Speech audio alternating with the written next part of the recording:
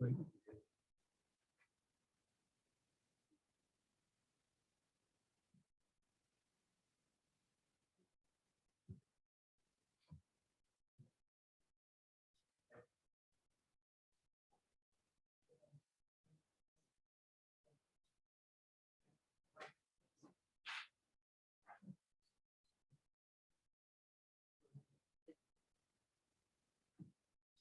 Have a seat. Young man. Appreciate you.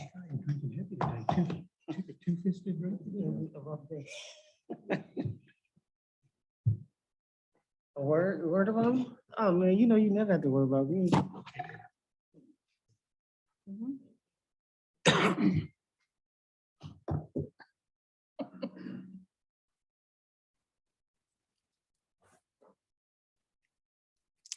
Got it.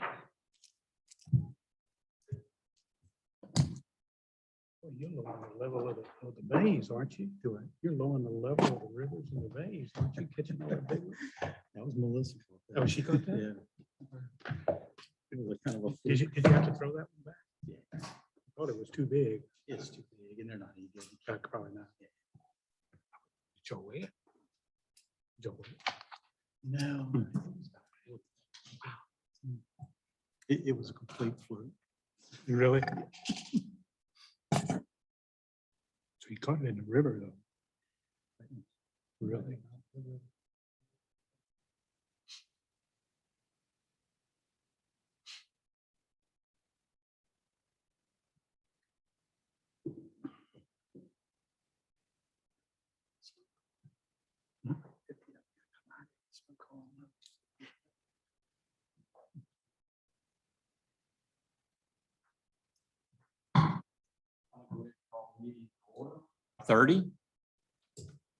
The Texas Government Code permits this Board of Trustees to meet in a closed executive session for the following reasons, among others: to consult with the college district's attorneys on matters deemed privileged by the Texas Disciplinary Rules of Professional Conduct or Government Code 551.071, to deliberate regarding real property under 551.072, a prospective gift under 551.073, certain personnel matters under 551.074, security devices or security audits under 551.076, and economic development negotiations under 551.087.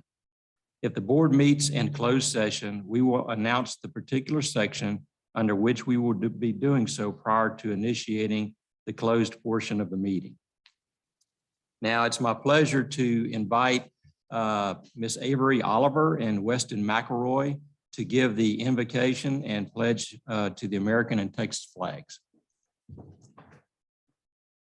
Please bow your heads.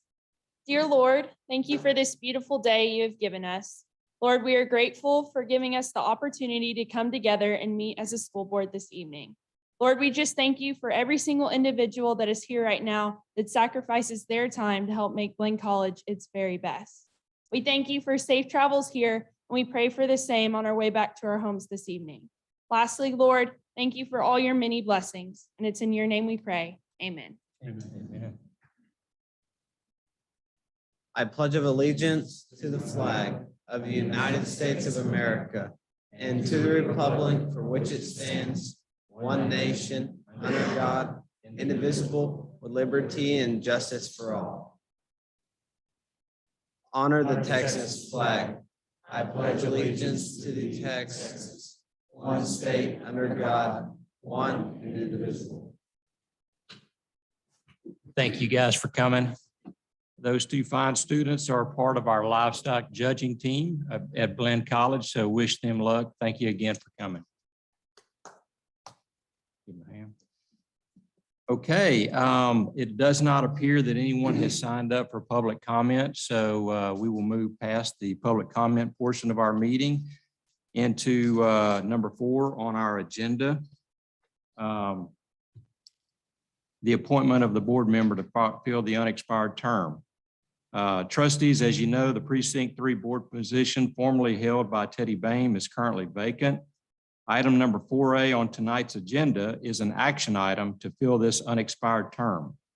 I will now entertain a motion to nominate someone to fill the Precinct 3 trustee position. Mr. Chairman, I'd like to make a motion that we would appoint Allison Benke to fill the unexpired of Bain, and would like to college discussion about this. I would also like to take the opportunity to say that I think we owe a great debt, gratitude to Mrs. Bain for what she has done for Blinn College through the years, and for her family. I think there's been a BAME associated with Blinn College for more than probably close to 75 years.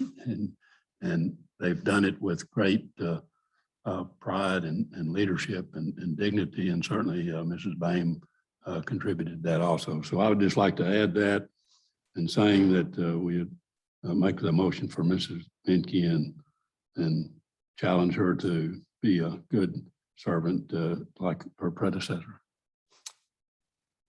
Thank you, Trustee Mosier. So there is a motion on the floor to nominate Ms. Allison Benke to the Board of Trustees. Is there a second? I'll second it. Second by Trustee Aylert. Is there any further discussion? Hearing none, we will go ahead and have a vote. All in favor, please say aye. Aye. All opposed? The motion carries. Very good. At this time, I would like to call upon Pastor Karen Buck of Zion Lutheran Church to administer the oath of office to Allison Benke, our new Precinct 3 trustee. Pastor Buck, if you will join us in the front of the die, and Allison Benke, please join us in front of the die to take your oath of office.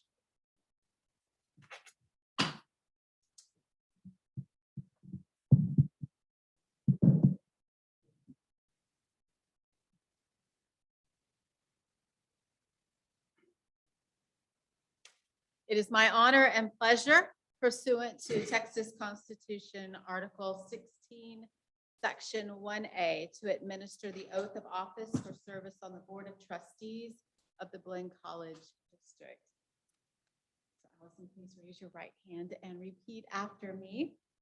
I state your name. I, Allison Benke, Do solemnly swear do solemnly swear that I will faithfully execute the duties that I will faithfully execute the duties of the office of the Blinn College Trustee of the State of Texas, of the office of the Blinn College Trustee of the State of Texas, and will do to the best of my ability and will do to the best of my ability preserve, protect, and defend preserve, protect, and defend the Constitution and laws of the United States, the Constitution and laws of the United States and of this state. and of this state.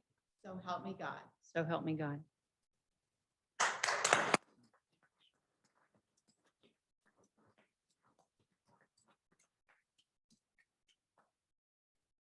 Congratulations. And we would like to recognize your family members in attendance tonight, your husband, Michael, your sons, Shane and Reed, and your mother-in-law, Dorothy. We will take a break in just a moment. And then at that time, we'll ask your family to come forward. All right, so give us just a moment to return to our chairs.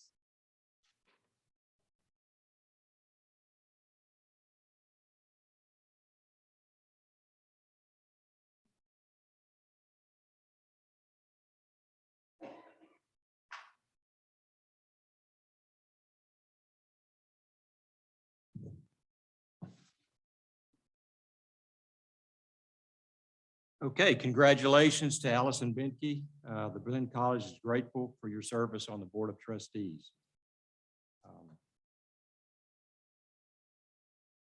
Thank you. Congratulations. We're so happy to welcome you this evening. In just a moment, Chair Colkhorst will dismiss us for a short break where we can change some seating at the dais. And also, we would like to invite Ms. Benke, your family, to come forward so that we can take a group photo. And we ask that all trustees, if you would, just remain at your seats for just a moment. We'll stand and cluster together so Rich Bray can take a photo of us together. I'll return the podium to Chair Colkhorst.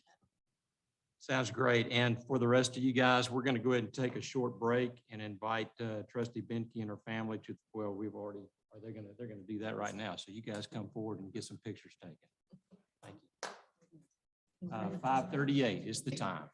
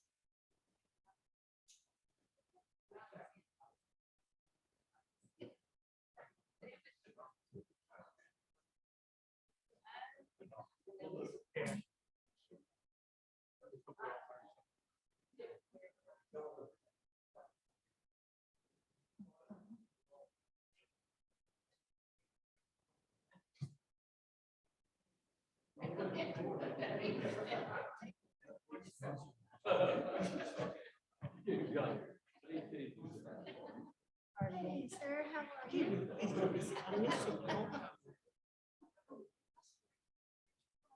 I had 3 events going on at the same time. Well,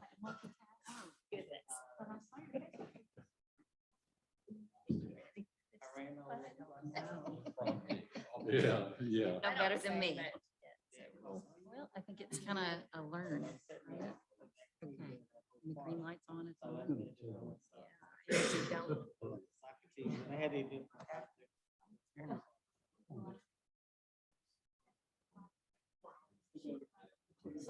I was thinking about that the other day. We haven't talked about it.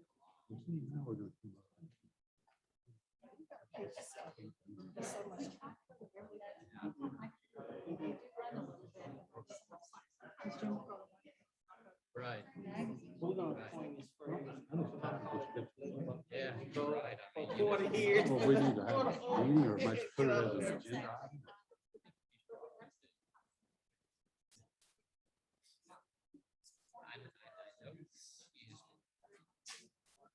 Yeah. I haven't heard anything about That's right. 'Cause you said- I think that's something we need, and even if it's not, meet, turns out that we can't, don't want to do it, we just need to know what the, Yeah, what do we but think? because it's part, I mean, I think that was a part of our master plan. That was You know, they kind did. of, I know it's not spending, necessarily spending money building a building yet, but I mean, going over there and getting into a school. what do we need? What's the first step? Where do we go? What's the goal? No, you're right. You need to keep me on track on that. We need to- Well, I don't know whether we can talk about it. I just want to not just keep kicking it down the road. Kicking the can. The new employee.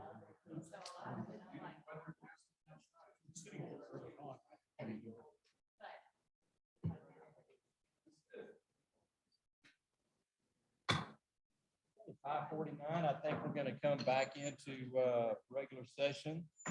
Moving on in the agenda to item number 7, the Chancellor's Administrative Report. Dr. Hensley? Thank you. Good evening, trustees and everyone in the audience and watching via YouTube. Thank you for joining us this evening. Well, let's start off with the Hall of Honor. On Friday, the Blinn College Alumni and Friends Association inducted 6 civic leaders into the Blinn College Hall of Honor. And the 2021 class includes alumnus and Bluebonnet Electric Cooperative General Manager and CEO, Matt Binke. The RELIS External Academic Advisory Council Chair, Hunter Goodwin. A decorated military veteran and member of the Blinn College Foundation Board of Directors, Dr. A.C. Buddy Krazan, and former Blinn College Foundation Director and Blinn alumnus, Kenneth Mutcher, an alumnus and Germania Farm Mutual Insurance Company Director, Dathan C. Volter, an alumnus and former Blinn College trustee, Steve Westbrook. And at this time, I would like to share a brief video highlighting this event and our honorees.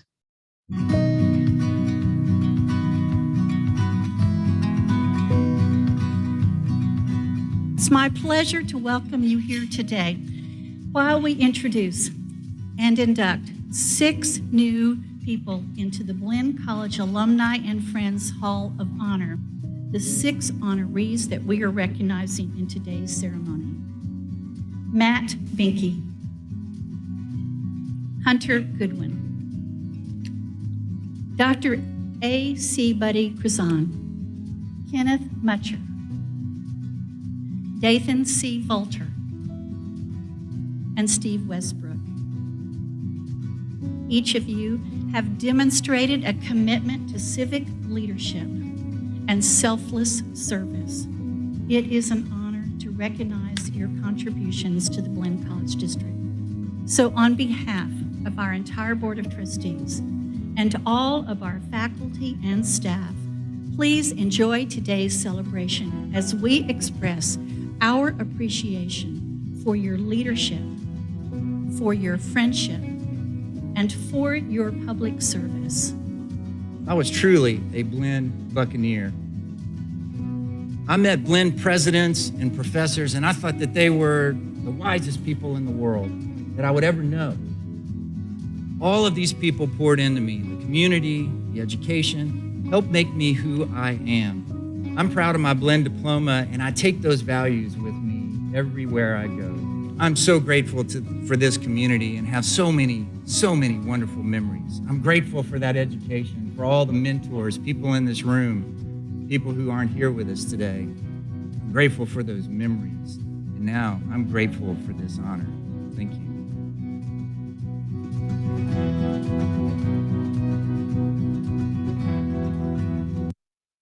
It was such a lovely event, and I believe the honorees truly appreciated the recognition. Well, let's go to something that's very exciting also. On Thursday, September the 23rd, trustees, Blinn hosted a signing ceremony at the Schulenberg campus for the establishment of the Alliance for College and Career Student Success. This is funded with the support of an $842,780 grant from the Greater Texas Foundation. And the partnership is designed to increase high school dual credit completion and establish seamless pathways towards post-secondary awards and credentials. The Alliance includes Columbus, Fayetteville, Flatonia, Schulenberg, and Weimar ISDs. And through this collaboration, their high school students would receive a personal graduation plan that includes a program of study to receive college hours. And students at these schools will be able to earn stackable certifications, including a level 1 or a level 2 industry-based certificate, or up to 60 college credit hours while they were still in high school. And I'd like to again show you another brief video of this signing ceremony.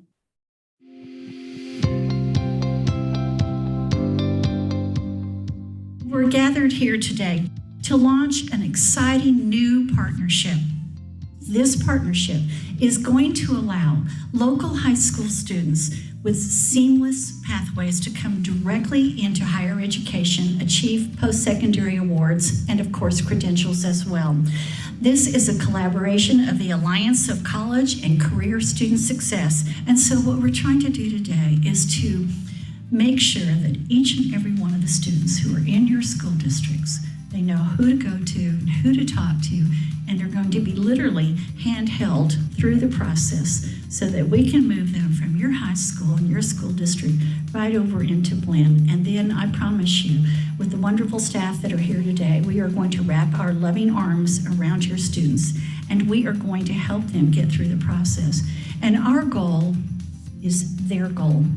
We fund at the Greater Texas Foundation collaborations, specifically rural collaborations and for rural communities, and this is a passion of ours. And so one of the things that a dual credit type of opportunity like this really offers for the students is reduction in the total cost of education and time to degree. And so this has been a journey that we've been on with you since 2019, where it started as a good idea, and we funded an initial grant to help you explore and sort of think about what you wanted to do. So as a funder, it's very rewarding to see those small ideas grow and come to fruition to the point where we are able in July to award a very large grant to you to put what you have dreamed about into reality. So we're very excited about this wonderful opportunity for the Schulenberg campus. Well, let's transition over now to facilities update. Trustees, I'd like to share an update regarding the construction projects taking place across the district. Now, due to continued impacts of the COVID-19 pandemic, we are beginning to experience longer delays in obtaining building materials, and contractors are experiencing a workforce shortage. We asked about that recently, and so that is exactly what we are beginning to experience. However, each of Blinn's current projects currently remain on schedule. We are seeing the industry-wide impacts of these delays on our projects, and we're working with each of the contractors to address these issues as they arise. At the Brenham campus, the P3 student housing facility, the site operations are approximately 85% complete with above-ground electrical gear, concrete flat work, irrigation, and landscaping still in progress. The overall project right now is approximately 55% complete. In Building A, the insulation and drywall are progressing, and the permanent power will be completed later this month. In Building B, the wood framing, roof, and windows are complete. This project currently, Trustees, does remain on schedule for substantial completion in June of 2022, and then final completion in August. At the Leroy Dryer Field, Blinn facility staff are working with the architect and construction manager at risk to identify and prepare a submittal review for materials with long lead times to begin the process of securing the materials immediately upon board approval of the guaranteed maximum price. Trustees, this agenda item is on tonight's agenda for discussion and possible action. And this project is scheduled for completion at the end of September 2022, so just under a year from now. Now, regarding Old Main, the construction manager at risk is executing contracts with subcontractors and beginning procurement of items, again, with very long lead times. The design meetings for furniture, fixtures, and equipment covered under the storm damage repair are ongoing. This project remains on schedule, and currently we're planning for completion in March of 2022. And then at the Rellis campus, the administration building, Blinn has addressed delays in the delivery of roofing materials by installing a temporary roof that allows for us to go ahead and continue working on the interior. The exterior sheathing, interior walls, and mechanical rough-in are in progress, and the first concrete pour of the parking lot took place earlier this month. This facility also currently, Trustees, is on time and is scheduled to open in fall of 2022. And thank you, Trustees. This concludes my report, and I'll return the podium to Chair Colkhorst. Thank you, Dr. Hensley. We now move on to item 7B, the presentation of financial statement package for the period ended September 30th, 2021. Mr. Cervantes.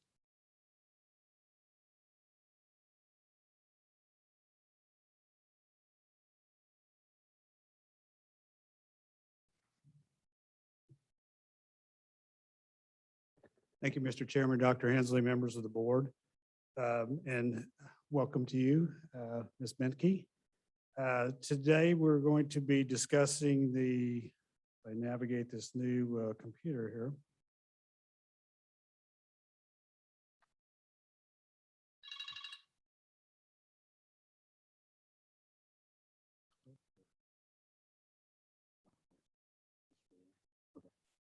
Thank you.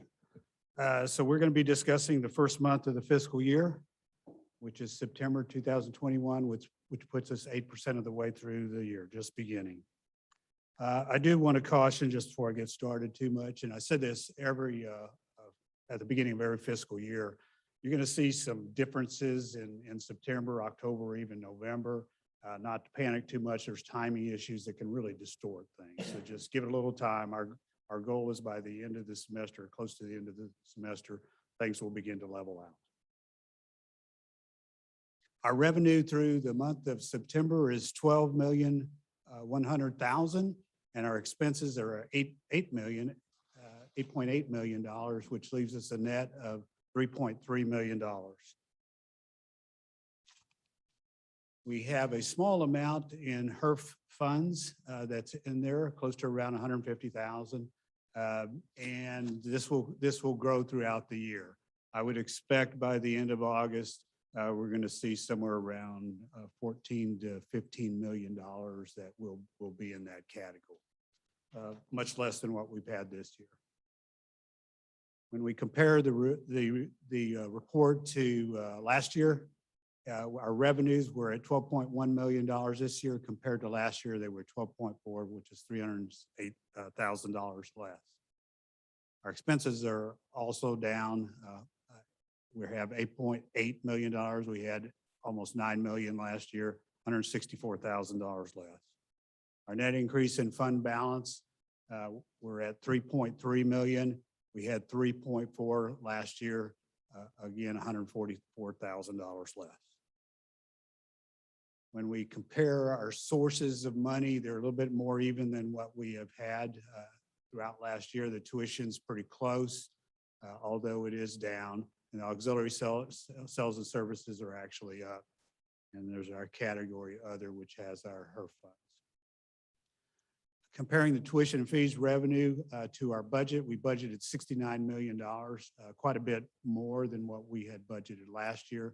We're currently running 11% of that budget. Our tuition revenue is down $144,000, largely because of out of district.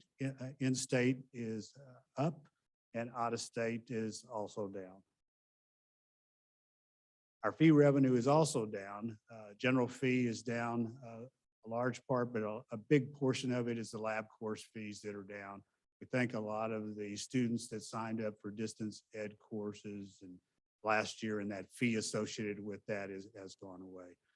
The workforce non-credit fee is a perfect example of what I mentioned earlier about the timing. 48,000 this year, 49,000 this year compared to 209. I think as time goes through that will level out. Housing and food service revenue, our budget was $9.4 million. Right now we're a little bit over $1 million, which leaves us 11.1% of our budget. Auxiliary services revenue as a whole is $83,000 up, largely because of food service is the largest impact. We are having a lot more students over at Mill Creek. I know that was a question that was asked. And there are a lot of students over there. Although we do not get the revenue from the rental for that, they still use our food service. Our total expenses are down pretty close to about a couple $100,000. Some of the other expenses are starting to come up from where we were last year.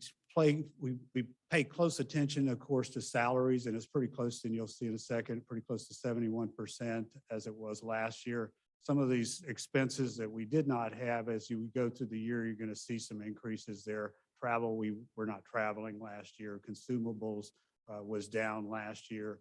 So some of those expenses are going to start to come back.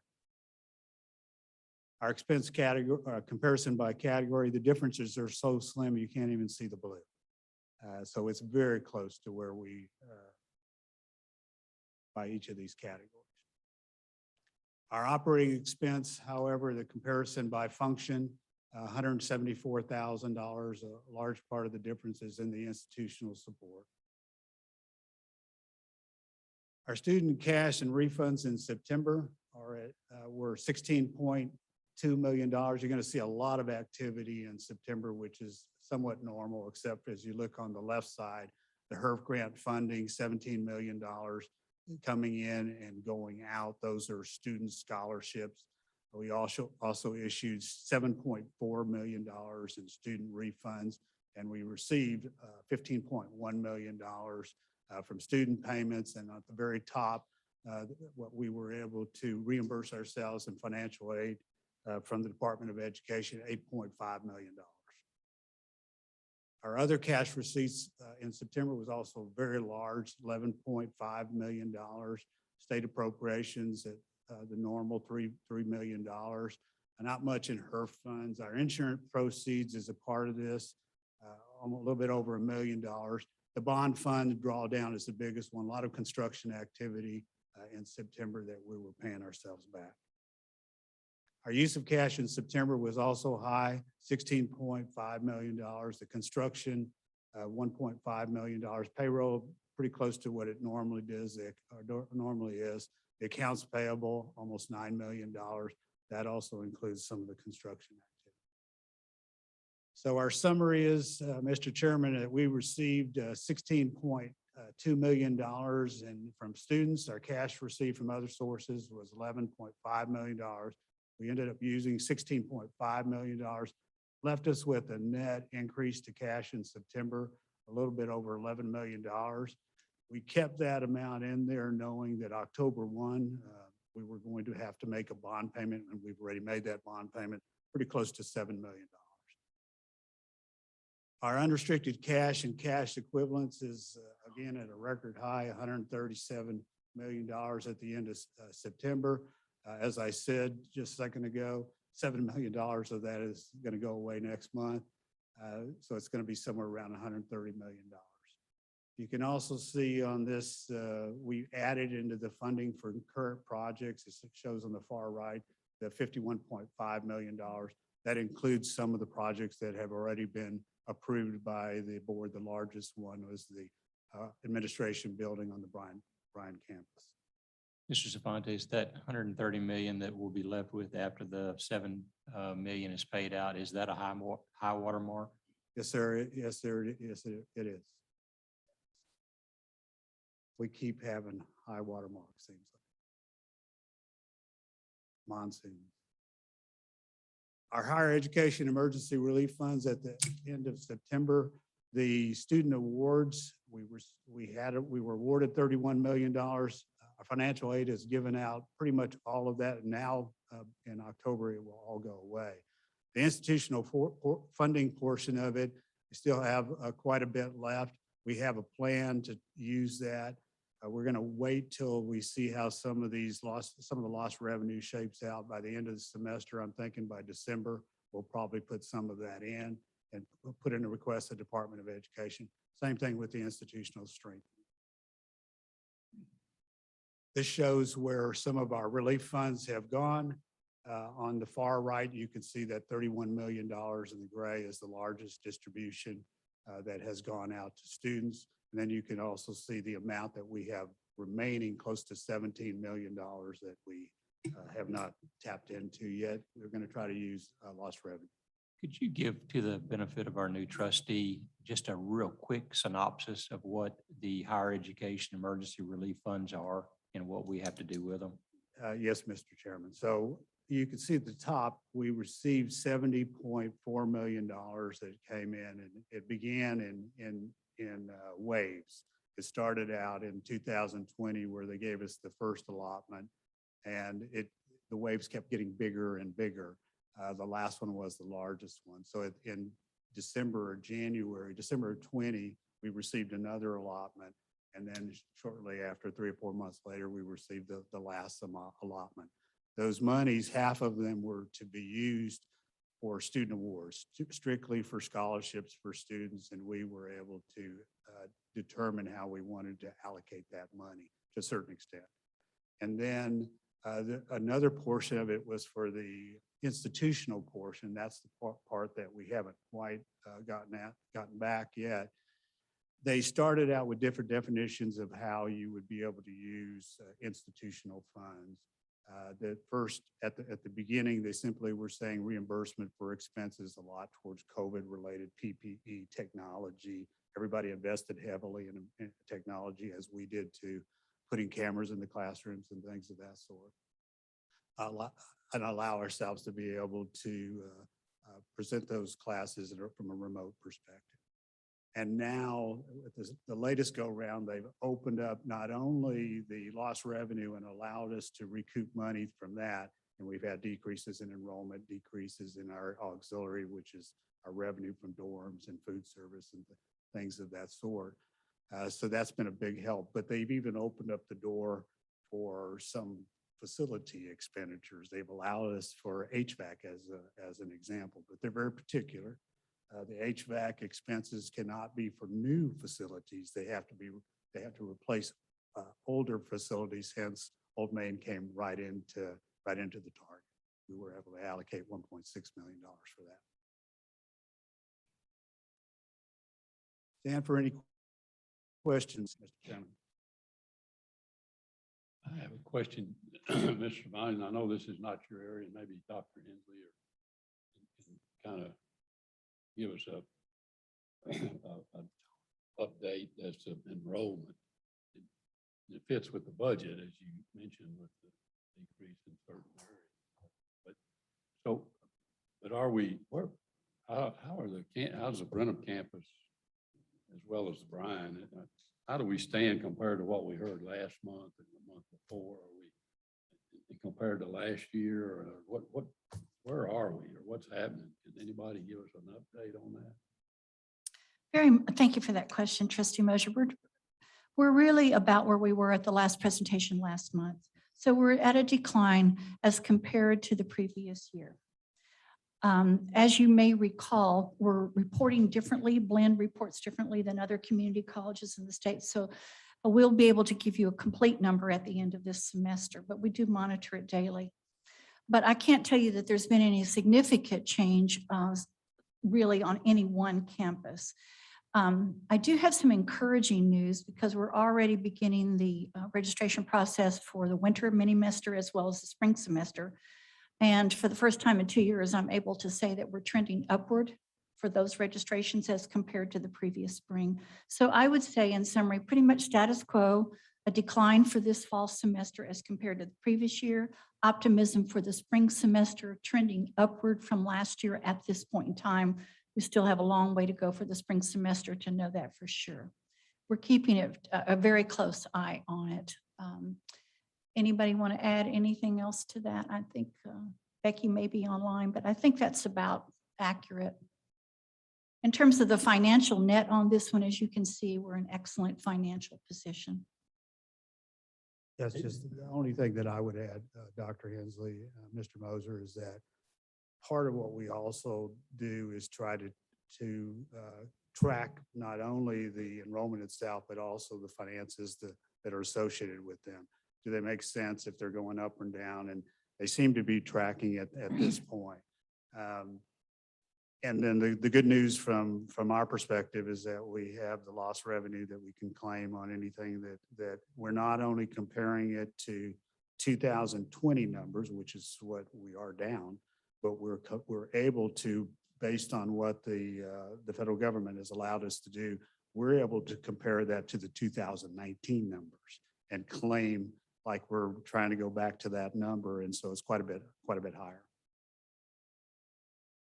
Trustee Mosier, was that clear on that last part? What we're able to use in summary is that we can use some of the federal money that we've received to pay the college back, so to speak, for the loss between 2019 to the current year. And that's part of this institutional money from the federal's gift that we got that will help us to not take such a severe loss as we might have without the federal money. Yes, sir, Dennis. Yeah, I have two questions, Mr. Cervantes. I know you mentioned the workforce fees are tracking based on time. Can you elaborate on that a little bit, or maybe put a pin in that so we can talk about it next time? What I'm concerned about is such a huge difference between last year and this year. 160,000 difference, or down 77%. I think I can't answer it directly, but we will come back with a little bit more information. I can tell you that we've been watching that area fairly close within the last eight months or so, and we had seen a lot of these distortions. They had begun to level out. We had seen distortions even before that, so I was also concerned is, do we have a system in place to be able to capture this? Is there something that we're not understanding? They did level out, but we're going back to the beginning of the years. But I think we can do as you ask and try to circle back and ensure that the numbers are where they need to be. Okay, thank you. And the other one is the grants and contracts. I mean, it's down 92%. Looks like we got $5,000 worth of a grant and contract. Any comment on that? Or? I do not have anything specific, but in general, that is an area that we do tend to see some volatility on. It just depends on what is available at any particular point in time. There may be some grants as an example where somebody will get a grant and they'll work it for a longer period of time. but you're not going to get that the next year. So it just depends. There's a lot of fluctuations there. We can circle back on that one too and Okay. give you a little bit more information. Okay, thank you. Mr. Spontus, on a smaller scale, I noticed we have a food truck over there close to the Cruzy Center. And I've driven by and I've noticed some activity there. How is that really panning out? And what's the long-term result of that? But thank you, Mr. Barr. It's a very good question. It's doing very well. We had a truck that we rented last year, and we discontinued that somewhere in May of this year. And at the same time, we were able to get this new truck in. The early reports that the number of students that were going through there is only open for lunch and dinner, not breakfast. But we were getting somewhere between 200 and 300 students that were going to that facility. We even enjoyed it so much that we opened it up for the general public if they had a credit card. So we have that capability. They are able to swipe there, the students are, so that we're able to record that. We also have another one that has been ordered. It too is suffering from the delays of materials. And so, as did the first one, actually, it just slowed down. The capability for both of those facilities will be that it has everything they can cook in there. They just started cooking in there more. So not just serving what they are having in the serving hall, in the dining hall, but also cooking up something different. They've just started that, but they have the capability to do all of that. So it does take some pressure off of the dining hall. Absolutely. That was part of the strategy. As not just, I mean, the first part was, of course, let's see how we can socially distance, not have as many people in the dining hall. And that was, they could grab and go and not have to go in there. And it certainly was being enjoyed by our students. But as time goes by, we also recognize we have the possibility for a long-term decline in the need for some of the services that were dining hall seats that we were going to have with the new dorm. With the dorm coming in the fall next year, there was some concern that are we going to have to add some more? And we're still looking at that. We haven't completely ignored that piece of it, but I think this absolutely will help. If we're able to get 200 kids over here that are 200 to 300, and with the newer one that we get in, if we could do the same thing, I think we'll be in really good shape. So the second trailer is also going to be designated for the Brenham campus. That's correct. So has there been any thought or anything relative to the Rellis campus or the I think that or we've the had some Bryan discussion campus? about it. Sure. Thank you. Great question, Trustee Bohart. In summary, quickly, the students love it on the Brenham campus. It is extremely popular. And we do have a second one ordered. And the placement for that one, trustees, will probably be on that corner between the new science building, new STI building, and the new P3. Now that gives us a north, middle, and south locations for food service. And regarding your question about Rellis, when we first opened up Rellis, the A&M system put 3 to 5 food trucks out there for the first fall semester. They were not operated like a Blinn employee kind of an operation, but rather private restaurants that use food trucks to go out there. And they did not do well financially. So they cut back in the spring semester. And then the following year, they cut back to 1 through I believe it was the fall semester only, not the spring. And they just did not feel that they had enough revenue income to generate having a food truck over there. Now, I was talking to some Rellis people just last week about the concept of putting a kind of a Blinn truck out there, and perhaps Blinn could operate it rather than a restaurant. So we'll see where that discussion may lead, because Rellis does have a desire for food access. Right now we have limited packaged food, mostly through bookstore operations or small little market facilities. So I think a food truck might have a better chance to be successful in next year than it would have in our first couple of years. Because when we first opened, do you remember, We were hoping for 500 students and we opened with 15. Right now, we're at 2,700 just at the Relish building as it currently is right now. Plus Academic Alliance has opened a second building, plus TTI and TEAS and TEAKS have opened up some other facilities. There's more bodies on that campus. So I will keep you posted. We all will regarding the possibility of a food truck at Relish. And then you didn't ask, but the question kind of would lead you next to what about the Bryan campus? Well, we have food service operations there. So we're not needing to see right now a truck at that location. And the same I would say for Schulenberg and Sealy, very small populations. So probably nothing there either. Anyone else have any other questions? One other thing to kind of tag on that. At one time, we discussed the possibility of offering culinary maybe on the Relish campus. Has there been any more talk about that? Yes, sir. What? Culinary Culinary school.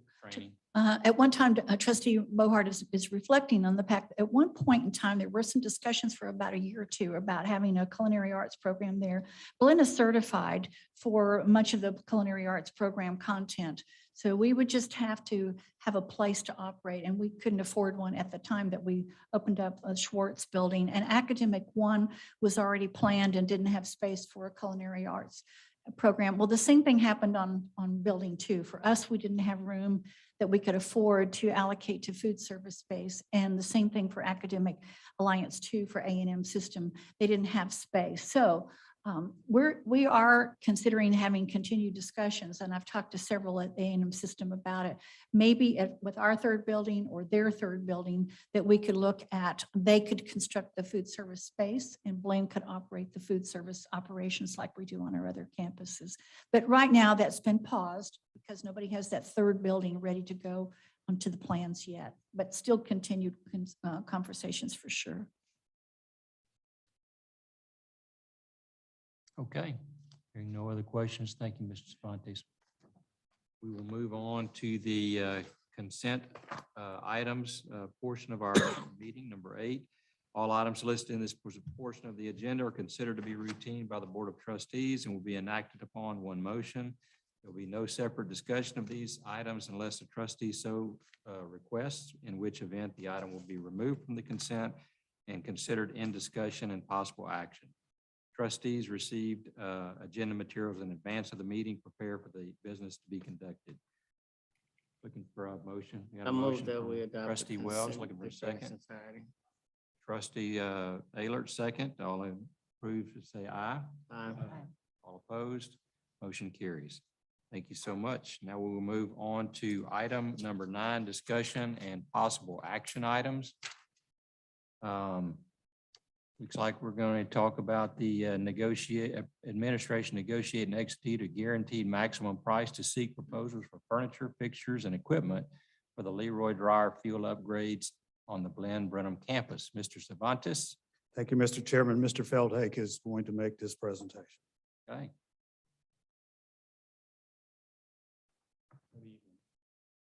The long awaited.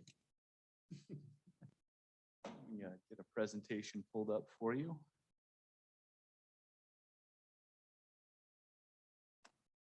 Very good. Thank you very much. Good evening, Chairman Colhorst, Dr. Hensley, members of the board. It's my pleasure to come before you tonight and present an agenda item requesting that the board authorize administration to negotiate and execute a guaranteed maximum price with Dudley Construction and to seek and to authorize administration to seek proposals for furniture, fixtures, and equipment for the Leroy Dryer field upgrades. On October 1st, Dudley Construction provided a guaranteed maximum price of $3,289,042 for their upgrades at the Dryer Field project. And I have a short presentation to remind us of that here shortly. These upgrades, just to remind you, these upgrades include a new locker room building, about 5,500 square feet, renovating the existing locker room building, renovating the concessions, renovating the toilets, press box, and ticket booth, all at the Leroy Dryer Field complex. If you recall at the May board meeting, the $4.9 million budget was approved.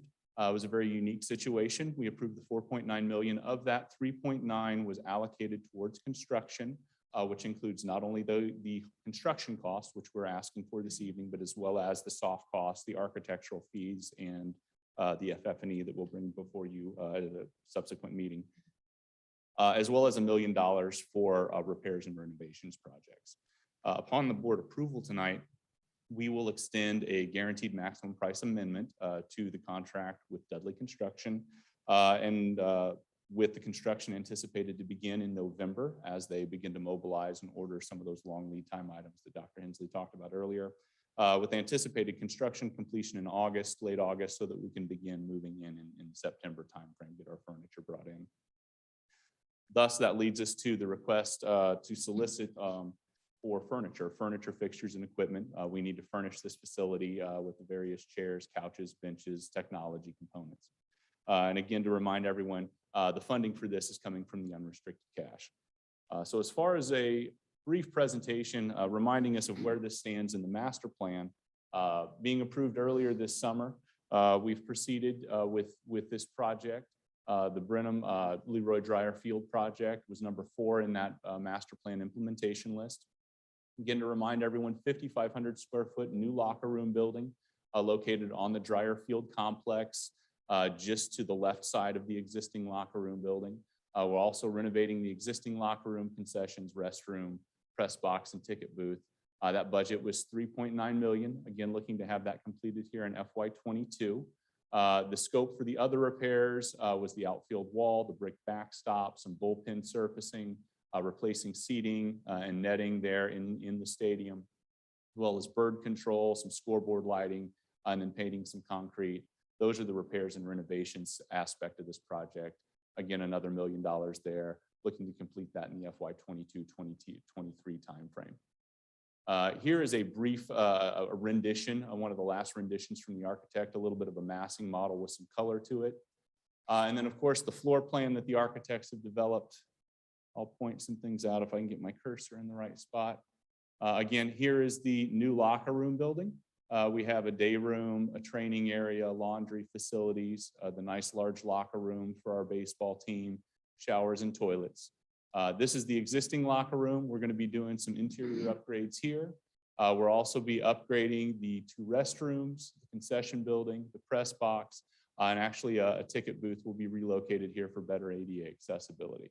So that's the scope of the project.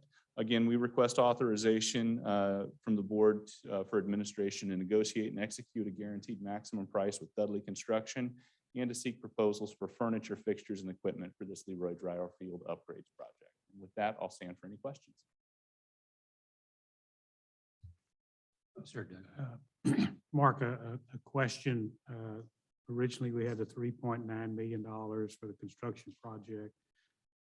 The $3.3 million is what the guaranteed maximum price is. Do you anticipate the other items that will be added to this to still be at or close to 3.9 million? The remainder of that 3.9 million is going to be the other soft costs. So it's architectural fees. That's a known number right now. That's about half of that remainder. Okay. We're currently going to begin soliciting for the furniture and the fixtures and the equipment. And it is our intention to keep all of those on budget. Obviously, there are crazy things going on right now, but we do have a little bit of a leeway in that process as we're evaluating to control some of those costs. So okay. we will do everything we can to manage those costs. Okay. Thank you. Yes, sir. Trustee Moser. Chairman Colcourt brought up, made a comment the other day that where it was above the original amount of money that we had available was what we were understood that the cost was more, and so there were some changes being made or reductions, and or what was done. Correct. What had happened, sir, was we had anticipated bringing an agenda item a month earlier. The problem we were having was getting ample participation for some subcontractors. We weren't getting as much participation as we were hoping for in that August timeframe. It's just a tough time. There were some other issues going on with the spike in COVID. A lot of times there's other work going on and the contractors weren't giving us the participation. Some of the subcontractors weren't giving us the participation. To get into some detail, specifically in some trades like concrete and HVAC. Giving us that extra month allowed us to get some additional participation in that bidding environment. And it allowed us to get more competitive numbers. It wasn't that we were seeing necessarily an escalation. We just weren't getting the participation we had thought. So you really didn't have to change the plans that we had in No, the first sir. place. You just got more competitive bids. Correct. Super. Okay, any other questions? Real quick, Yes, ma'am. the locker room that is there, I couldn't read any of it. What is going in there now? That's The what I existing couldn't locker remember. room, we are needing to add a couple small ADA compliant restrooms to that Okay. locker room. The remainder is going to be some finish upgrades. This area previously was the baseball locker room, very tight, very small. We're going to be using it for some ADA restrooms, as well as a nice meeting space for the coaches to be able to come together and meet, have some small meetings with their players and together as coaches. And then we'll be doing some other interior finish upgrades in that space. So we're going to stay on budget. That is the intention, yes, sir. Yes, sir. That's what he told me too. I know, I just wanted to, there's two of us that have asked that question now, so I'm sure y'all can add eventually how we, how that works. He's consistent. He is. Okay, there being no more questions, I am looking for a motion. I so moved. Trustee Bohart makes the motion. Looking I'll for a second it. Got a second from Mr. Mosier. Good job, Mr. Mosier. Now, before we vote on agenda item 9A, Trustee Benke has a statement that she would like to read. Pursuant to Texas Education Code, Section 61.084, I recuse myself from voting on agenda item 9A. Thank you, Trustee Benke. Okay, all in favor, please say aye. Aye. All opposed? Motion carries. Thank you so much. Okay, we're going to move on to item B on the agenda, the authorization to proceed with the design and seek proposals for construction services and furniture, fixture, and equipment for the esports renovations at Mill Creek Hall on the Blinn campus. Mr. Cervantes. Thank you, Mr. Chairman, Dr. Hensley, members of the board. The district-wide facility master plan identified a phase 1 project to renovate 2 classrooms in Mill Creek Hall for use as an esports facility. We met in October. The administration presented the renovation plan to the Budget Audit Investment Finance Committee. The committee recommended the administration move forward with the presentation to the entire Board of Trustees. Dean Hibbs will begin this presentation, and then he'll be joined by Mr. Feldcake again.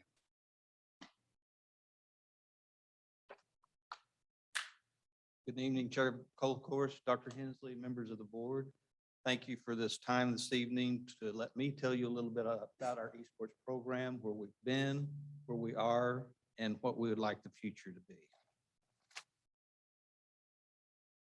So first, what is esports? I know many of us have an idea. It's a grandchild or a child sitting in their bedroom playing video games, but that's not what esports is. Esports is a organized set of players that play together and compete against other colleges and universities. So for instance, a team might consist of 5 players, depending on the title. Those 5 players each have roles. So for instance, there might be a role that's similar to a quarterback or a point guard or a goalkeeper or different roles, and they play those roles. During the competitions, they actually communicate with each other to fulfill their strategy for the game by headphones. Other team can't hear them, but the other team's doing the same thing.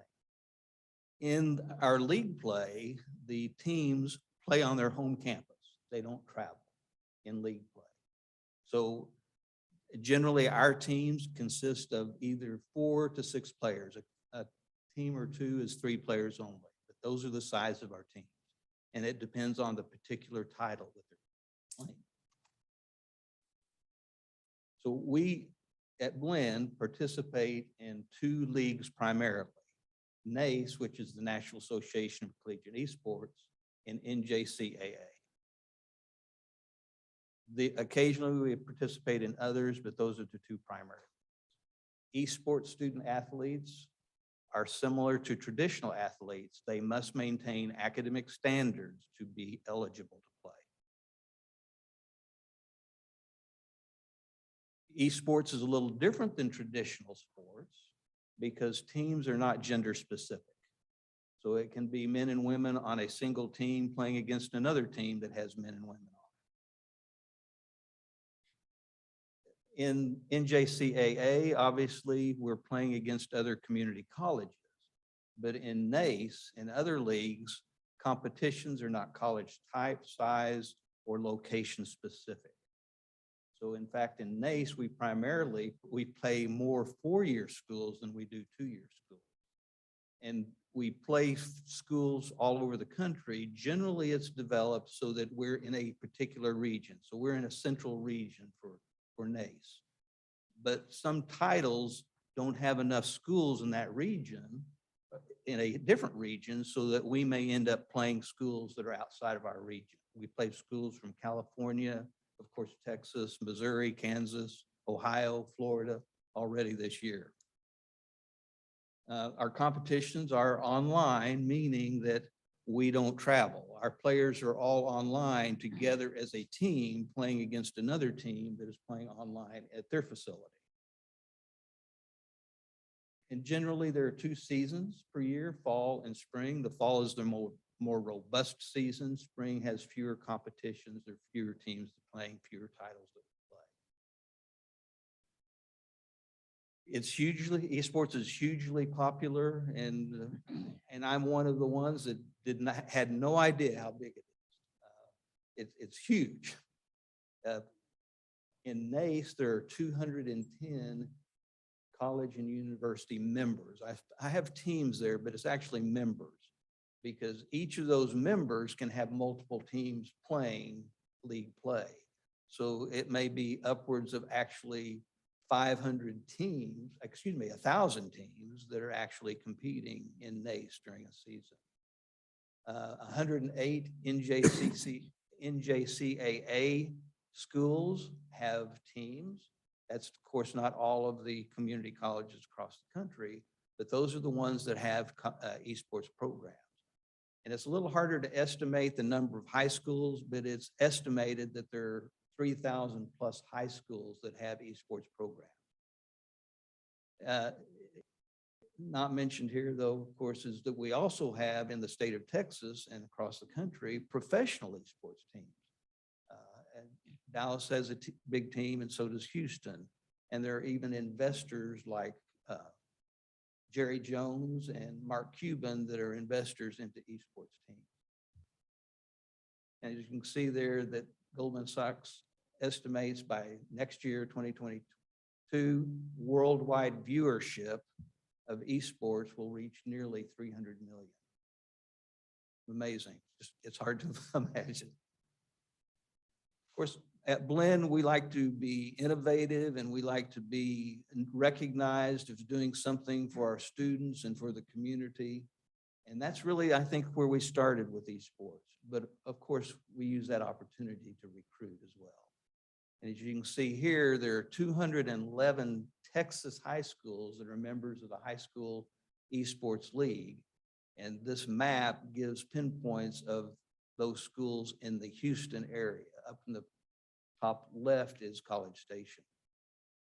So it's very popular in Texas as well. In fact, last week I spoke to Brenham High School, each of the classes separately, freshmen, sophomore, juniors, and seniors, primarily about our new programs in the STEI building.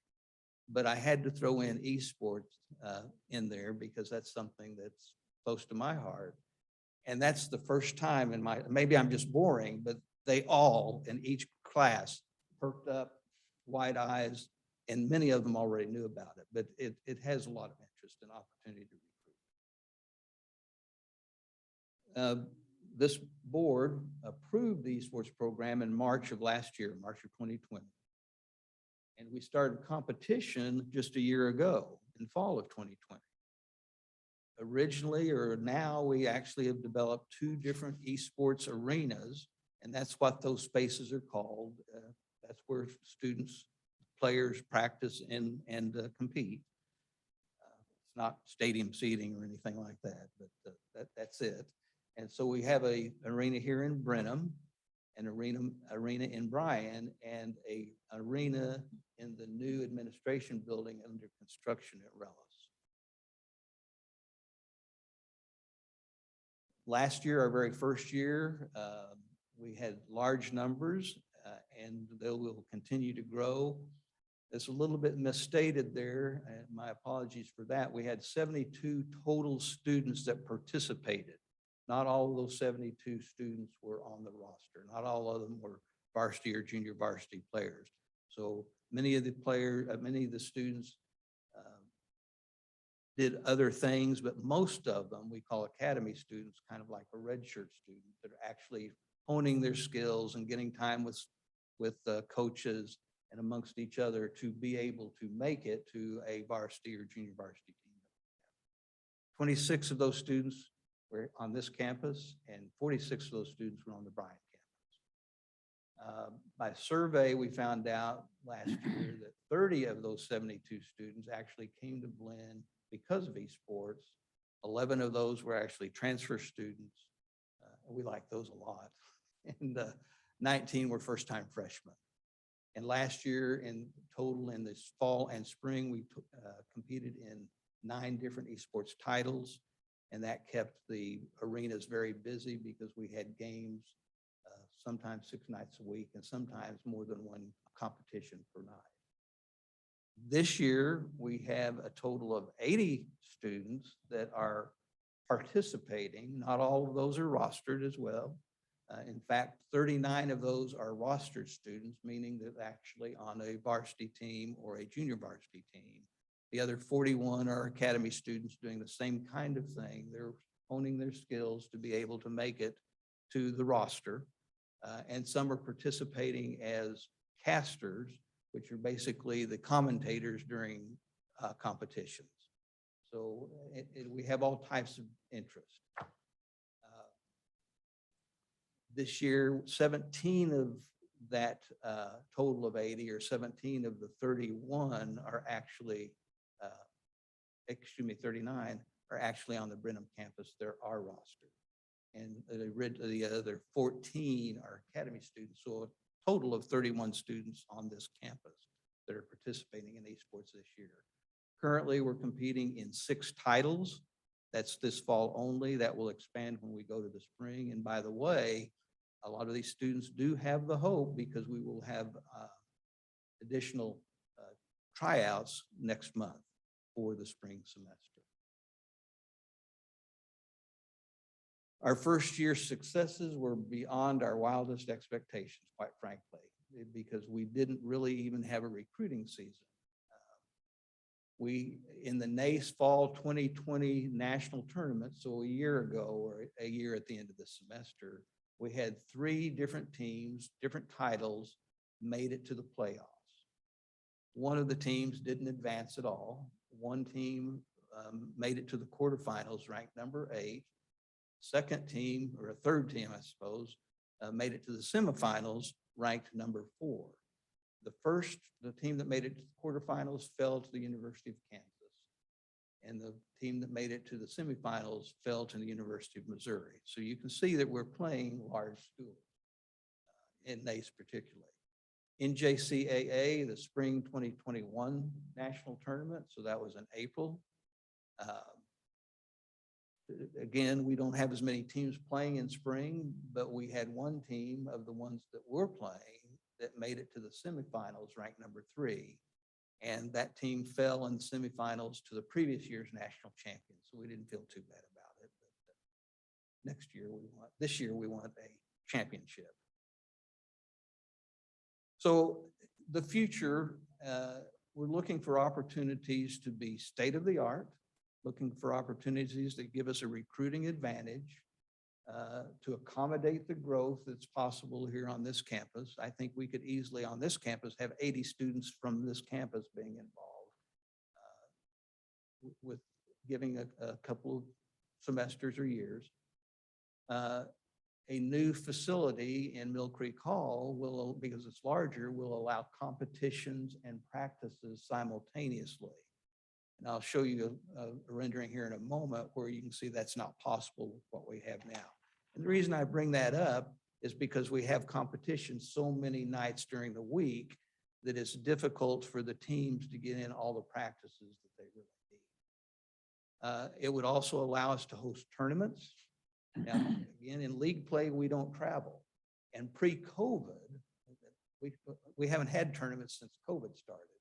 But pre-COVID, had not been unusual for schools to host tournaments locally in the state of Texas, where teams could go before league play started and then teams could go after league play was over. So the teams would gather in one location and face each other, play each other face to face, still on computers, but they'd be in the same location. And we look at that as potentially a revenue generator. Whoops, sorry. Mark. Apologize, let me go back one more. And we'd also like to host esports camps. I think it'd be great for the local area. We could also attract students to the campus here in Brenham that would be as far away as Houston, because we don't know of any camps that are actually going on. So this is a rendering of the space that we have now on this campus. This is in Coatney Center, and it's 750 square feet. And we're very happy to have it. But we see that it's not where we would want to be. It doesn't really an advantage in recruiting. And we think that we can build a facility that would be an advantage in recruiting. It doesn't really accommodate growth because of the closed space there. There's not a whole lot that we can do to grow anymore in terms of the number of teams and number of students we can get to participate beyond much more than we are now. And because of the close quarters, there's not really a way to have competitions and practice going on simultaneously because they're too close together. Tournament hosting, obviously, I think it's also pretty clear that that's not a space that we could have two teams playing against each other. And we can certainly have small esports camps, but we want to have large esports camps, and we want to actually have campers, parents, and interested parties to be able to come in and watch them. With that, I'll turn it over to Mark. Thank you, Dean Hibbs. Hello again, Chairman Cole, of course, Dr. Hensley, members of the board.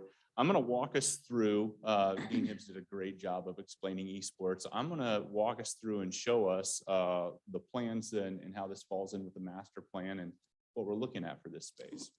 So to bring us back again to our master plan implementation, this is project number 8 in the overall master plan implementation that we're considering, sandwiched between our Brenham College Avenue Street and sidewalk improvement and the Brenham Academic Building. We'll be talking more about the College Avenue Street and sidewalk next month whenever we bring a recommendation for a design team there.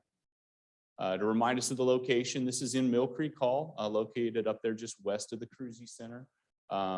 This would be the conversion of 2 existing classrooms into the esports facility. We have a budget of $600,000 for this. And with board approval of this, we would anticipate being able to complete this project in this FY, being ready by this time next year for the competitions and the students' use. Now to look at a similar space that is currently under construction, just for comparison. This is part of our Relis Administration building project. This is the Esports Arena that was designed by Gensler Architects and is currently in construction on the 1st floor, just off of the lobby in the new administration building there. It's approximately 2,500 square feet. And I'm going to point out a few of the areas with the cursor, just so we can get some comparison. This is a glass wall to provide lots of visibility off of the lobby and the hallway to the elevator. We have a reception counter to add for a level of security. There's some pretty high dollar equipment in here, so we need a level of security in this space. There is a war room that the students use for their strategizing. There's a coach's office for the Blinn staff members to house at and help coach up their players. There's also an analyst studio. So this is something you heard Dean Hibbs mention. We actually have some students on the team who do analyst and broadcasts. We also have 24 gaming stations. This is where the students will practice, as well as a platform with 6 competition stations. There is a console gaming area, kind of like what you'd see in a living room type environment, as well as storage. They need storage for various areas. The server, very technology heavy space on campus. So they need to be able to pull in all the video feeds from the computers and cameras and broadcast that out, as well as room for future growth. You can see this open space in the middle, which we can use for a level of spectators, but also it's going to allow us to grow from these 24 gaming stations up to approximately 32 gaming stations. So that's just a comparison on what we're currently doing in construction on the Rellis campus. So now bringing us back to Mill Creek Hall. With the opening of the Science, Technology, Engineering, and Innovation building, the Engineering Academy classes that previously had been held in these two classrooms at Mill Creek Hall, they've been relocated. Fantastic opportunity for them. But that also opens up an opportunity in these two classrooms at Mill Creek Hall for us to use for this esports arena. And maybe just to remind you of where this is located, and I'll point this out. This is the first floor. This is on the first floor of Mill Creek Hall. The main entry of Mill Creek Hall is here.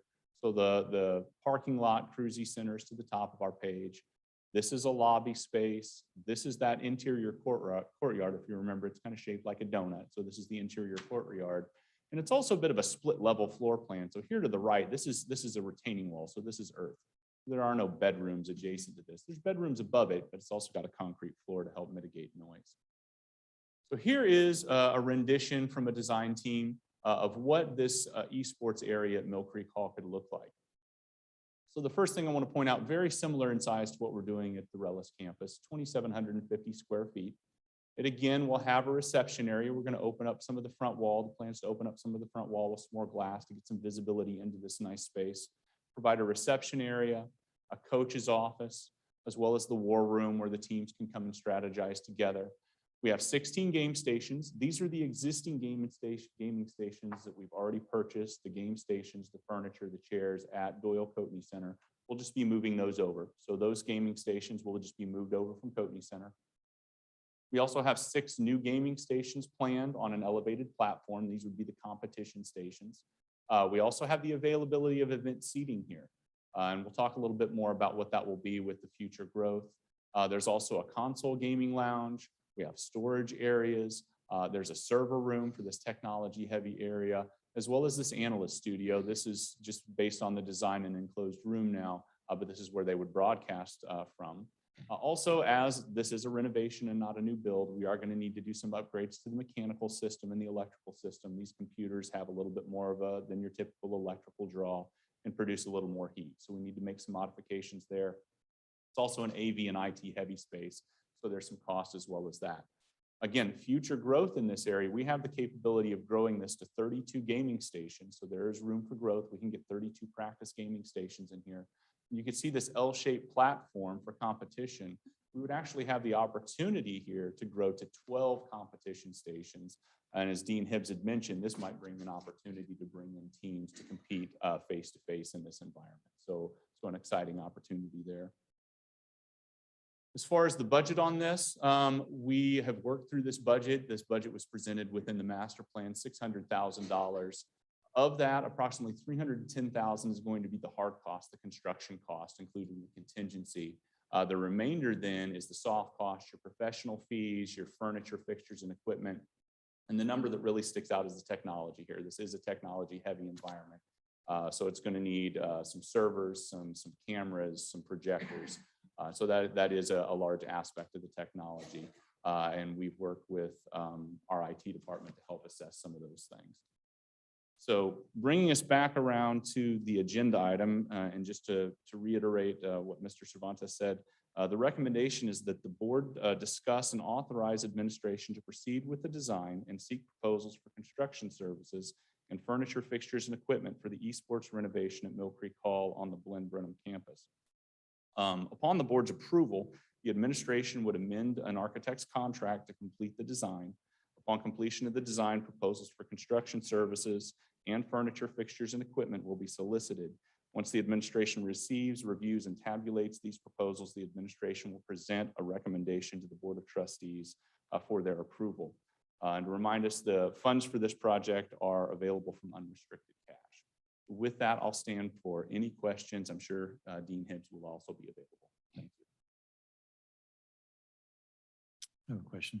Yes, sir. So is there any, excuse me, any security concerns with people going into the dorm that, you know, outside guests or non-dorm residents or anything like that? This space will be a secured space. We will be working with our access. Will they be able to go in and out without going into the dorm? I guess is the main thing I'm thinking about. As far as, there is no exterior access so that you can just access this space. You would have to enter, and let me go back to the floor plan. I don't have a full floor plan of Mill Creek Hall. But Mill Creek Hall does have a level of security at their main entry, and that is the one point that's available for Right. entry. So now as non-residents That to come in there. And I might ask Dean Hibbs to mention some of that more. There has been discussion. The security it's mainly for the esports program, but I believe there may be a level of other activity. Primarily, the Mill Creek Hall is where the esports players will reside. And so that will be a space that they won't have to have special access to get into. They will have to have access to get into that space alone because it will be supervised. When we get to the point where we might have camps and or tournaments, then obviously we'll have to deal with that situation at that time on how we actually make sure players and fans are. Yeah, that's only what going I'm in more space. concerned with. Right. And I think that's something that we will have to consider, but I think that there's a solution. Okay, thank you. I just have a question. Is there any bandwidth concerns because you're going in and rebuilding something that was originally not really designed for that? The bandwidth that might be needed for internet? And so We forth? have fiber connectivity right at the building, so there's ample bandwidth with that fiber connectivity. Okay. I'd hate to have competition and not be able to compete. Yes, sir. I mean, the kind of one of the primary reasons to go into the esports is a differentiator for Blinn. It's a way to maybe attract students that we wouldn't otherwise have come into Blinn. What's the top end of number of students that we think this program could attract for us? Not just Brenham, but all three campuses. I wish I had a number for you, quite frankly. To give an idea, last year, the people that filled out interest forms exceeded 300. And they were from all over the country, and many times they were freshmen or sophomores in high school still, so they were a few years away. But I'm comfortable believing that within a few years, we can reach 200 students across all campuses that are participating in one way or the other. Obviously, 200 competing students is not something that we'd be ready for without adding staff. But I think that we can certainly find lots of opportunities for those students to participate one way or the other in our esports program. And I think it can reach 200. I do have a question about, you said recruit, and it goes along with yours. Since it is a sport, do we offer scholarships for that yet, or? Yes, we do. We have a $22,000 scholarship fund. And last year, because all students came in as in the beginning and we didn't recruit any of them, they were all walk-ons. We didn't offer any scholarships until the spring semester. And in the spring semester, we used 16,000 of that fund, of that 22,000. This fall, we did recruit. And for the fall semester, we've got a year, but for the fall semester, we've distributed $11,000 in scholarship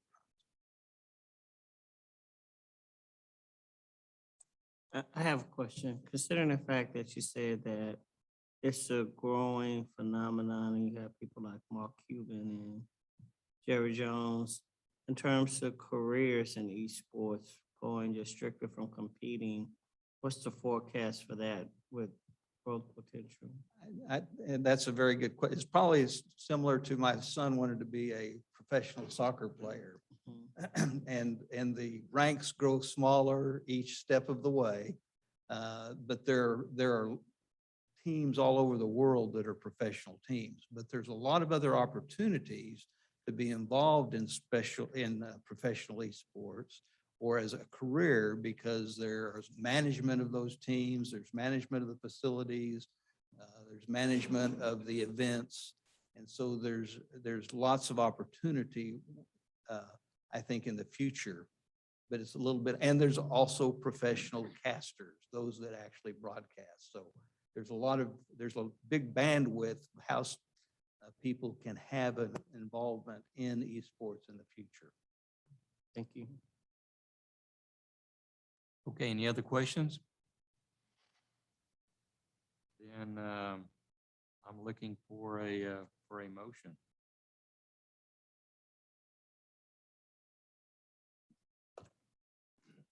Make a motion. I'll make a motion that we approve. I'll second it. Got a motion from Trustee Ayler and a second from Trustee Mosier. But before we vote on agenda item 9B, Trustee Benke has a statement that she would like to read. Pursuant to Texas Education Code Section 61.084, I recuse myself from voting on agenda item 9B. Thank you, Trustee Benke. Everyone in favor, please say aye. Aye. Anyone opposed? Motion carries. Thank you. Thank you so much. We will move on to item number C, approval of contracts and purchases exceeding $100,000 for fiscal year 22. Thank you, Mr. Chairman, Dr. Hensley, members of the board. We have provided the board a list of contracts and purchases for fiscal year 22. We had a practice in the past of providing this sort of information to the board. It's kind of gone by the wayside, and in order to be more transparent, we're bringing it back. We're in the beginning of a fiscal year, whereas next year our intention would be to provide that to you at the budget time. So I'm looking for approval of the list and contracts and purchases for fiscal year 22, and I'll be happy to respond to any questions. For the benefit of the board, would you just kind of give us a brief synopsis of what this is? Okay. Mr. Chairman, so there are a number of contracts that will be well over 100,000. There are a number of contracts that have been approved for years ago for previous boards and things of that sort. Normally, as we look at a budget period, the board approves a budget which includes these contracts and purchases. And some of these are not just a single purchase, they may be multiple purchases of various things. And so it's already been approved by the board, but you just have not been provided a list. And we've done that in the past. We haven't done it, I didn't do it this time. So that's why we're circling back and trying to cover that. It's an effort more than anything else to be transparent and to be as open as we possibly can. This does not preclude us, and we still will bring forward to the board any of the large projects that are over 100,000, especially the construction and the architect services and things of that sort. So I don't see it changing anything that we've already done. I think it just provides a little bit more light on what we're attempting to do. Keeping us from having to bring each one of these individual items to a board meeting for approval. Thank you, Mr. Chairman. That's a very good point. And there's been a lot of behind the scenes discussion already from staff, recognizing that there's a lot more, especially because of the master plan, bringing forward all these projects. And so we are having discussions on what we can do to make this a little bit more easier for you and well as easy for us. I just can't contemplate us being here till midnight approving one by one some of these projects. So that's a good point. Okay. Any Chairman, questions, guys? I Yes, have sir. a couple of questions. The first question is, these are budgeted amounts. At what point, if they exceed the budget, do they come to us? Or is there any, I guess you could say, amount, if you stay under the budget, if you exceed it by 10% or 15%, that the budgets could be higher than that, will you be coming back or? Yeah, we really hadn't had that as an issue. I would think we're doing, within the budget, we do whatever we can, of course, to stay within the confines, and obviously been very successful at doing that. We haven't set a limit of 10 or 15%. I think we'd be faced with some of the same issues because some of these aren't really, if you say you're 110,000 and we're bringing something back for 10,000 or 15,000 when we have $120 million budget, just the context of it, I don't know. I think to a very large extent, staff has taken a position that we want to bring as much as we can to the board. We want to be very respectful of your time, but at the same point, we know we need to be transparent. If there are items, it's not even just the amount. A lot of times it's the item itself that causes us, it may have some more public interest, and we'll bring those forward despite the fact that it's not a large one. And the second question relates to the item that's for the full interior repainting of the Wheeler Hall. We had significant damage at Wheeler Hall during the ice storm.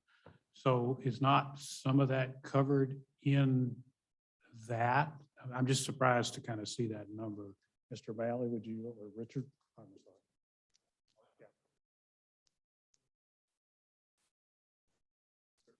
sorry.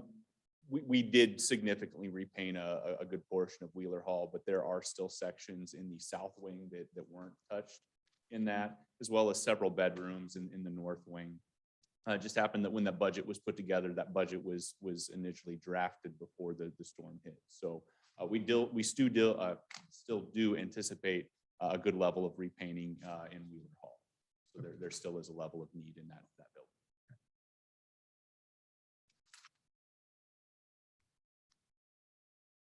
Any other questions in regards to this request? So are you we're gonna get this once a year like this? Is this what we? The plan would be, Mr. Moser, when we bring these forward in the future, as we have in the past, during the budget process.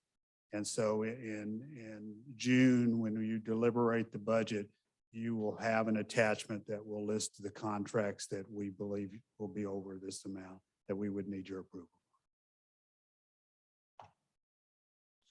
So one additional question, though. There is board policy somewhere, if my memory is still any good, that talks about items over $100,000 coming to the board, but this does that in one fell swoop. Is that what we're saying?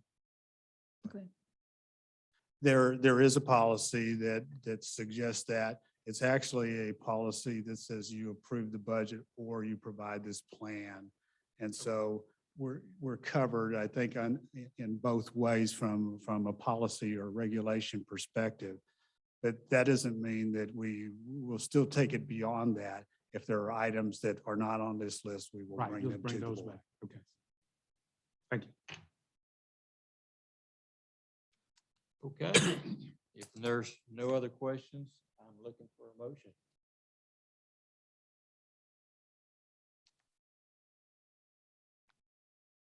I'll move. Okay, Trustee Bohart makes the motion, looking for a second. Second. Second, Trustee Wells. Before we vote on agenda item 9C, Trustee Benke has a statement that she would like to read.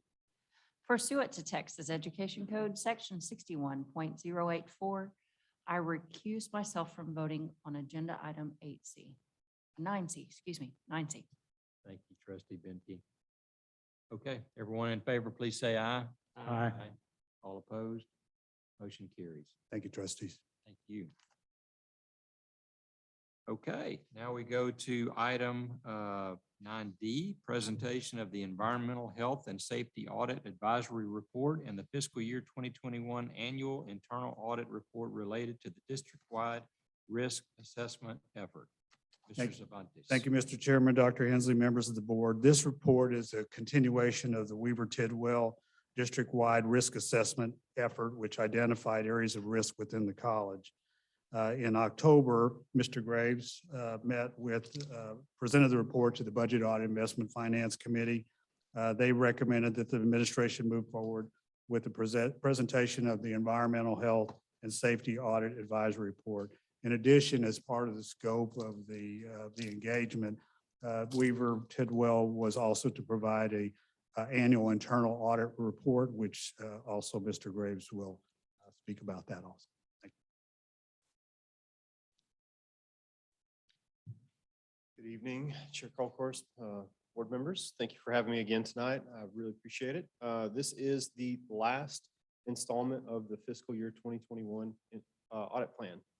As part of our audit plan, we had multiple audits. The last one was our audit advisory report over environmental health and safety. And so as a reminder, we have two sections of our audit plan. We have audits and then we have advisory audits. And the advisory audits are more, they're performed under the consulting standards as part of our work. So we don't have audit findings, we have recommendations to management to improve. That plan was set for a couple different areas so that we could have a little bit more hands-on work than what we would have in an audit. We're still independent, we're still separate. We can go back and audit this layer later, but we wanted to be able to have a little bit more insight and hands-on development in certain areas where the college felt that the process may not be as mature or might not be quite ready for an audit. And so as part of the plan, we did look at environmental health and safety, and particularly in this report, we looked at environmental health and safety as it relates to instructional laboratories. So those include chemistry labs, physics labs. Also, we included the workforce labs. So the welding areas, the other workshops, those are the types of labs we looked at. We used the Texas School Safety Center guidelines as our criteria for our evaluation. That is a statewide initiative, and there are also triennial audits that are required to be reported to the Texas School Safety Center. Those audits do include environmental health and safety over laboratory environments. We use that section of their toolkit to perform the evaluation. We had 3 areas of recommendations. Those 3 recommendations really centered around having a centralized person or body who is responsible for the overall oversight of lab safety college-wide. We have individuals across the college now who independently look at safety in certain areas, but no college-wide responsibility that's clearly designated and delineated. So that is one recommendation. Underneath that is a layer of recommendation to provide some college-wide standards for safety and operations, for inspections, and for training of those people running the lab. That would fall beneath that level of responsibility so that we have a standardized set of policies and procedures for lab operations. And then finally, we had a recommendation over leveraging that toolkit to perform the triennial audit so that it has a more complete outlook that includes some of the environmental health and safety of the labs.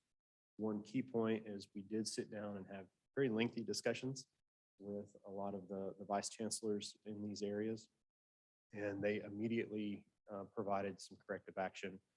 They've even provided that back to us before we finalized the report. So I can come back and tell you now that there are already steps in place to standardize some of the remediation, to also start standardizing some of the processes. And for the few things that we did find in various labs, they've already started corrective action on those areas. So at this point, I'd like to just open it up and see if you have any questions about our report.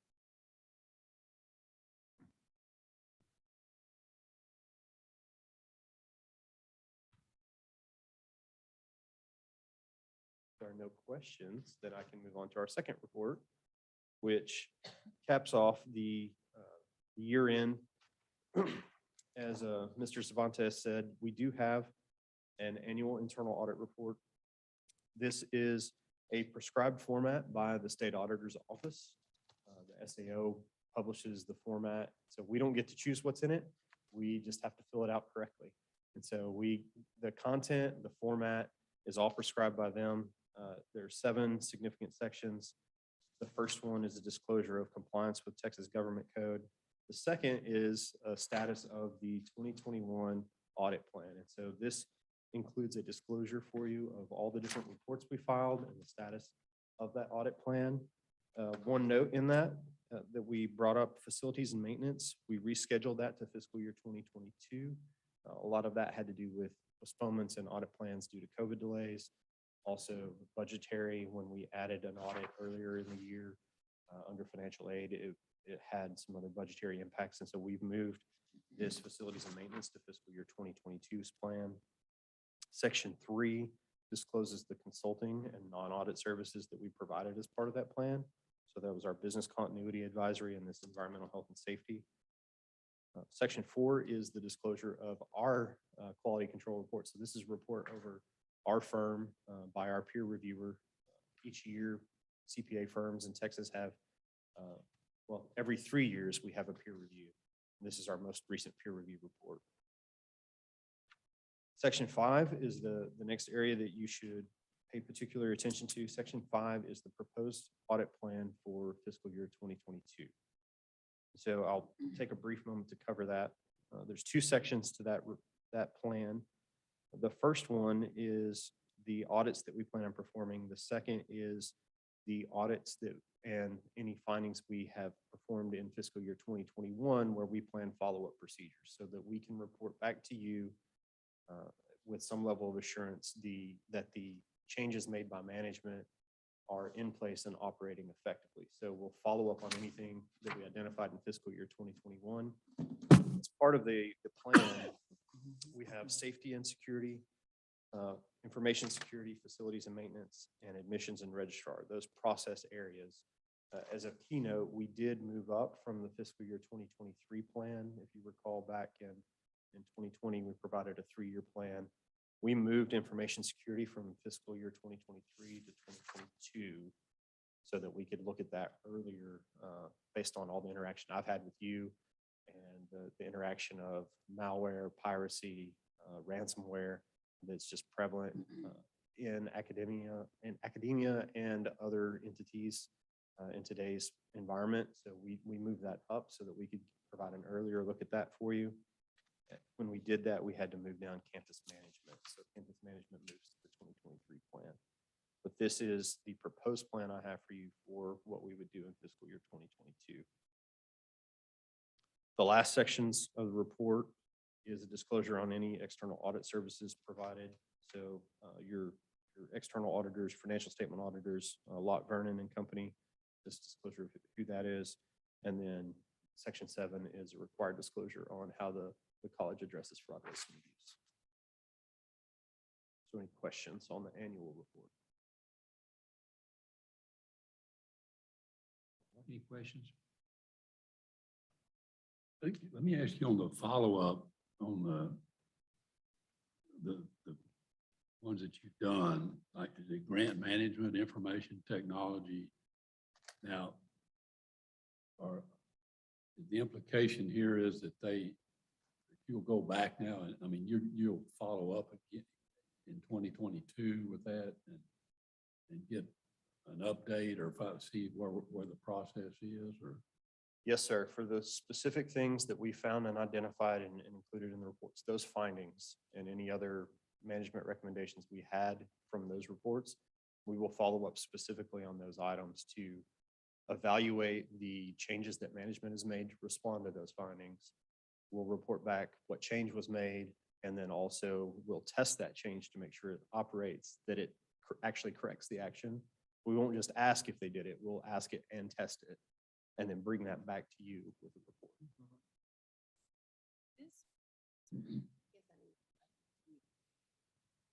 I'm not sure if this was the same report, but I think it was where there was going to be a grants manager. Yes, it is. And that position is currently posted. Okay, Mhm. but not filled. Not filled yet. Okay, there being no other questions, I would ask that the Board of Trustees discuss, accept the receipt of the Audit Advisory Report over Environmental Health and Safety in fiscal year 2021 Annual Internal Audit Report as presented. So move. Trustee Wells.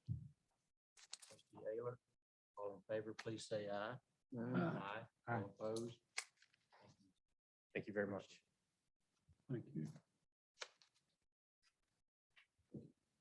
Okay, that takes us to item number 10 on the agenda, executive session in accordance with 551.071, 551.072, and 551.074. Do we want to go into executive session now or take a break?